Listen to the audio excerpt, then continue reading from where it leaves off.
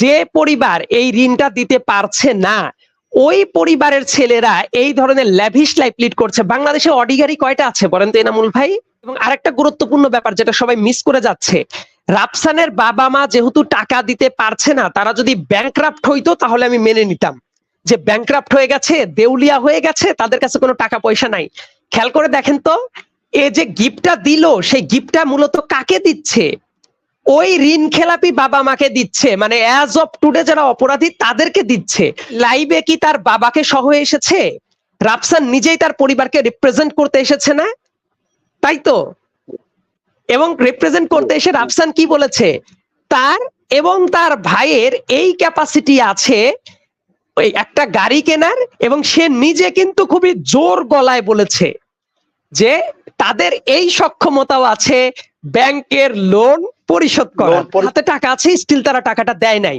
রাফসান যে দাবি করলো যে 10 গুণ বেশি টাকার সম্পত্তি, এই কথাটা প্রথমাংশে মিথ্যা কথা। এবং 2 নাম্বার আরেকটা ফ্যাক্ট যেটা দর্শকরা শোনার পরে নিজেরাই বুঝতে পারবে রাফসান কত বড় মিথ্যা কথা বলেছে।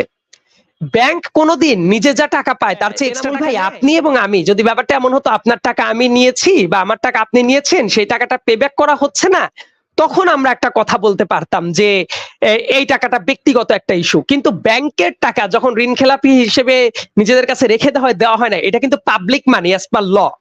মানে ব্যাংকের টাকা মানে পাবলিক মানি। আপনি এই টাকাটা যখন দিচ্ছেন না, এর মানে কি আপনি পাবলিকের টাকাটা মেরে দিচ্ছেন। এবং সেই ব্যাপারটা যদি ঘটে, এটা কিন্তু পাবলিক ইন্টারেস্টের ম্যাটার হয়ে যায়। এবং আরেকটা ব্যাপার, যে পরিবার এই ঋণটা দিতে পারছে না, ওই পরিবারের ছেলেরা এই ধরনের ল্যাভিশ লাইফ লিড করছে। বাংলাদেশে অডিগারি কয়টা আছে বলেন তো এনামুল ভাই? খুবই অল্প সংখ্যক অডিগারি আছে এবং খুবই ল্যাভিশ একটা গাড়ি। বলা হয়েছে খুব কম সংখ্যক রয়েছে, খুবই কম সংখ্যক, এবং খুবই ল্যাভিশ একটা গাড়ি বাংলাদেশের কনটেক্সট থেকে। এবং সে শুধু এই গাড়ি দেওয়াই না, সে তার মাকে 5 লক্ষ টাকার সোনা গিফট করছে র্যান্ডমলি। আপনি তো সাংবাদিক একজন ভাই, আপনার কাছে একটা প্রশ্ন করি, আপনি কি মা দিবসে গিয়ে আপনার মাকে নিয়ে যায় একটা বনানীর সোনার দোকানে নিয়ে যায় র্যান্ডমলি বলতে পারবেন মা তুমি যা খুশি তাই নাও? 5 লক্ষ টাকার সোনা নেওয়ার পরে আপনি চলে আসতে পারবেন? এই ক্যাপাসিটি কিন্তু বাংলাদেশের খুব কম পরিবারের আছে, তাই তো এনামুল ভাই? এবং সে শুধু দেখেন গাড়ি দিল, তার কয়েকদিন পরে মা দিবসে গিফট দিল, তার এর ভেতরে সে আরো ভিডিও করেছে। সে কি করছে, মানে গিভ অ্যাওয়ে করছে তার সাবস্ক্রাইবারদের। সে কি গিভ অ্যাওয়ে করছে? 3 লক্ষ 4 লক্ষ টাকার বাইক মানে গিভ অ্যাওয়ে করছে, আইফোন গিভ অ্যাওয়ে করছে, এসি গিভ অ্যাওয়ে করছে। এমনকি সে ঘোষণা দিচ্ছে নেক্সট গিভ অ্যাওয়ে অল্প দিনের ভেতরেই করবে। এবং সেটা কি করবে? সে একটা কার গিভ অ্যাওয়ে করবে তার ফ্যানদেরকে। খেয়াল করে দেখেন, আপনার কাছে কেউ যদি টাকা পায় বা আপনার পরিবারের কাছে টাকা পায়, সেই টাকাটা পেব্যাক না করে আপনারা একই ফ্যামিলিতে কিন্তু তারা থাকে, এবং থাকার পরে এইভাবে ল্যাভিশ লাইফ লিড করছেন। এটা দেখতে কেমন লাগবে? এবং আরেকটা গুরুত্বপূর্ণ ব্যাপার যেটা সবাই মিস করে যাচ্ছে, রাফসানের বাবা মা যেহেতু টাকা দিতে পারছে না, তারা যদি ব্যাংকরাপ্ট হইতো তাহলে আমি মেনে নিতাম যে ব্যাংকরাপ্ট হয়ে গেছে, দেউলিয়া হয়ে গেছে, তাদের কাছে কোনো টাকা পয়সা নাই। খেয়াল করে দেখেন তো, এই যে গিফটটা দিল, সেই গিফটটা মূলত কাকে দিচ্ছে? ওই ঋণ খেলাপি বাবা মাকে দিচ্ছে, মানে অ্যাজ অফ টুডে যারা অপরাধী তাদেরকে দিচ্ছে। তো এই 1 কোটি টাকার গাড়ি বা 75 লক্ষ টাকার গাড়ি, এই যে সোনা গহনা, এইগুলা কি এই ঋণ খেলাপিদের কাছে থাকার কথা ছিল? উত্তর হলো না। কারণ তারা তো ঋণ খেলাপি, তারা এটা ব্যাংকে জমা দিয়ে দিবে, তাদের তো টাকা নাই জমা দেওয়ার মতো, এই কারণে তো তারা ঋণ খেলাপি। কিন্তু আপনি কাদেরকে গিফট করছেন? এমনকি রাফসান খুবই ক্রিটিক্যালি একটু ভাবার চেষ্টা করবেন। রাফসানের মাকে সোনা যে গিফট করছে, ওই ভিডিওতে আমি যদি রাফসানকে কোট করি, দেখবেন রাফসান হাসতে হাসতে মজার ছলে কি বলছে যে গাইস এই যে সোনাগুলা মাকে দিলাম, মূলত সে দেখবেন খুবই ফানি ওয়েতে বলার চেষ্টা করছে এইভাবে হাত নাড়াচাড়া করতে করতে, যে এই সোনাটা আসলে কার কাছে চলে আসবে? আলটিমেটলি মায়ের কাছ থেকে তো আমার কাছেই চলে আসবে। একটু খেয়াল করে দেখেন, ও কিন্তু এটা ক্লিয়ারলি জানে মায়ের কাছে দিলে ওইটা উত্তরাধিকার সূত্রে বা পরবর্তীতে এটা কার কাছে ব্যাক করবে? তাদের কাছেই ব্যাক করবে। তার মানে তাদের সম্পদ যে আছে। আর রাফসান, আচ্ছা এত প্রশ্নের দরকারই হয় না রাফসানের ভিডিওটাকে যদি আমরা বিবেচনায় রাখি। রাফসান যে ভিডিওটা করেছে, সেই ভিডিওতে সে নিজে একটা জিনিস কিন্তু নিজে স্বীকারোক্তি দিয়েছে। দেখেন ওই লাইভে কি তার বাবাকে সহ এসেছে? রাফসান নিজেই তার পরিবারকে রিপ্রেজেন্ট করতে এসেছে না? তাই তো। এবং রিপ্রেজেন্ট করতে এসে রাফসান কি বলেছে? তার এবং তার ভাইয়ের এই ক্যাপাসিটি আছে ওই একটা গাড়ি কেনার, এবং সে নিজে কিন্তু খুবই জোর গলায় বলেছে যে তাদের এই সক্ষমতাও আছে ব্যাংকের লোন পরিশোধ করার। পরিশোধ করে দেওয়া, তার মানে অ্যামাউন্টটা জানাতে হবে। আচ্ছা, ওইটা আমি পরে আসছি, আমি পরে আসছি, তা আগে আমি এই ব্যাপারটা একটু সমাধান করি।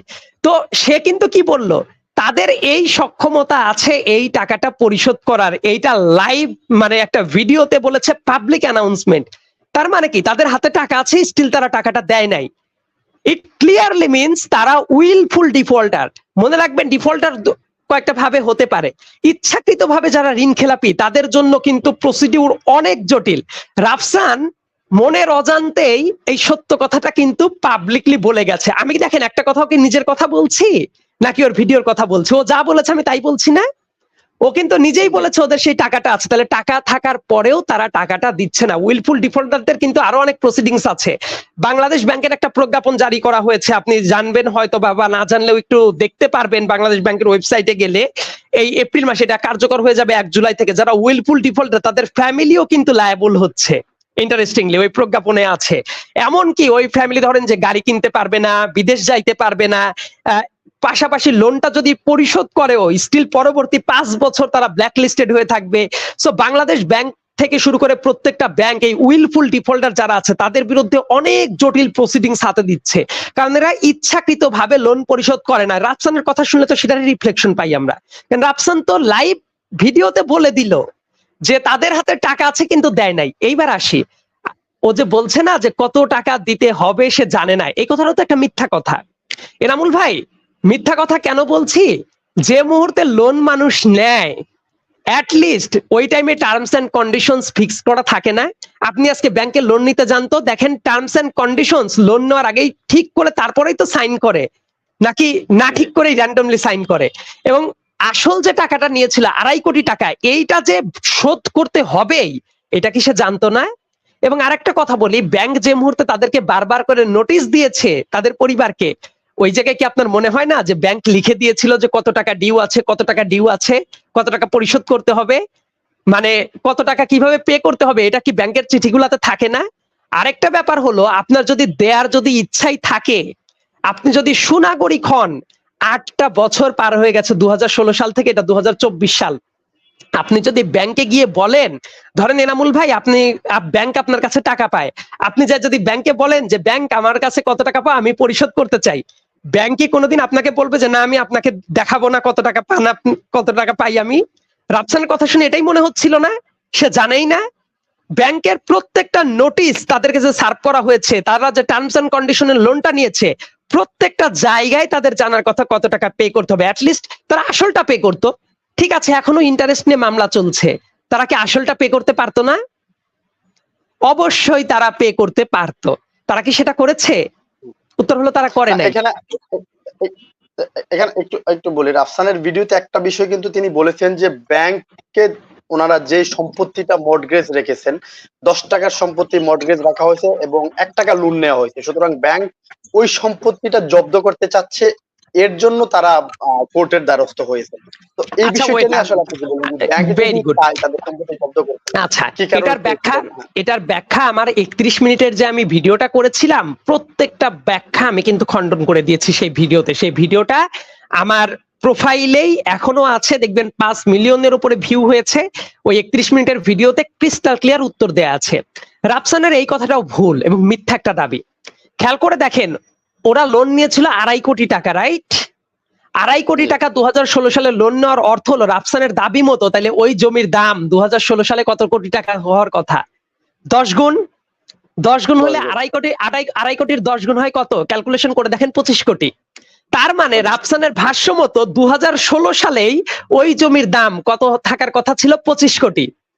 2024 সালে নিশ্চয়ই এর চেয়েও আরো বেশি হওয়ার কথা, কারণ 2016 সাল আর 2024 সাল প্রত্যেকটা জিনিসের দাম কিন্তু অলমোস্ট ডাবল বা কাছাকাছি চলে গেছে। বাস্তবতাটা কি আপনারা একটু তদন্ত করে দেখেন। 25 কোটি তো দূরের কথা, এই 2024 সালে ওই জমিটা 8 কোটি 10 কোটিতেও বিক্রি হচ্ছে না, ইনফ্যাক্ট 5 কোটি 6 কোটিতেও বিক্রি করা মুশকিল হয়ে যাচ্ছে। তার মানে রাফসান যে দাবি করলো যে 10 গুণ বেশি টাকার সম্পত্তি, এই কথাটা প্রথমাংশে মিথ্যা কথা। এবং 2 নাম্বার আরেকটা ফ্যাক্ট যেটা দর্শকরা শোনার পরে নিজেরাই বুঝতে পারবে রাফসান কত বড় মিথ্যা কথা বলেছে। ব্যাংক কোনোদিন নিজে যা টাকা পায় তার চেয়ে এক্সট্রা টাকা নেয়? ধরেই নিলাম রাফসানের দাবি মতো যে 10 গুণ বেশি টাকার সম্পত্তি ব্যাংক নিয়ে নিচ্ছে, ব্যাংক কি করবে? ব্যাংক কি সম্পত্তি নিজের কাছে রেখে দেয় নাকি বিক্রি করে বলেন তো? বিক্রি করার জন্যই তো নিলামে তুলে। বিক্রি করার পরে যদি 10 কোটি টাকাও বিক্রি করত, ব্যাংকের নিয়মটা কি জানেন?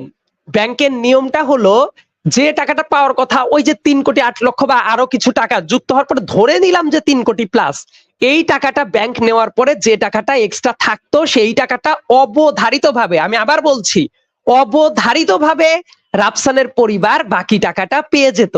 তার মানে ব্যাংক যে টাকাটা পাওয়ার জন্য এন্টাইটেল তার বেশি একটা সিঙ্গেল পয়সা ব্যাংক রাখতো না, এটা রাখা যায় না, এই টাকাটা রাফসানদের কাছেই ফেরত দিতে হয়। এই কথাটা কি রাফসান বলেছে নাকি রাফসান দাবি করলো যে 10 গুণ বেশি টাকার সম্পত্তি নিয়ে নিচ্ছে? ওদের যদি ভালো ইন্টেনশন থাকতো আমি কি দেখতাম যে ঠিক আছে জমিটা বিক্রি হলে ব্যাংকের টাকা ব্যাংক নিয়ে নিক, এক্সট্রা টাকা থাকলে আমরা তো পাবোই। ও কি এইটা বলেছে এনামুল ভাই, নাকি ওর দাবিটা যে তাহলে ভুল এবং মিস ইন্টারপ্রিটেশন ছিল, এটা কি বুঝতে পারছেন? এবং আমি যে কথাটা বললাম এটা ব্যাংকিং সেক্টরে যারা আছে তাদের প্রত্যেকের কাছে জিজ্ঞেস করে দেখেন ব্যাংক সেক্টরটা কিভাবে কাজ করে। এবং সে না জেনে শুনেই এসে একটা মানে বালখিল্যতাপূর্ণ একটা মন্তব্য করে গেছে। জি।